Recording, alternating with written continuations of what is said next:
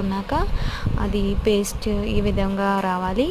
చూసారా దోసల పిండి ఇన్స్టెంట్గా ఎలా తయారు చేసుకున్నామో ఈ విధంగా తయారు చేసుకొని ఇది ఒక 10 మినిట్స్ పక్కన పెట్టుకోవాలి. ఇది కొంచెం నానాలి.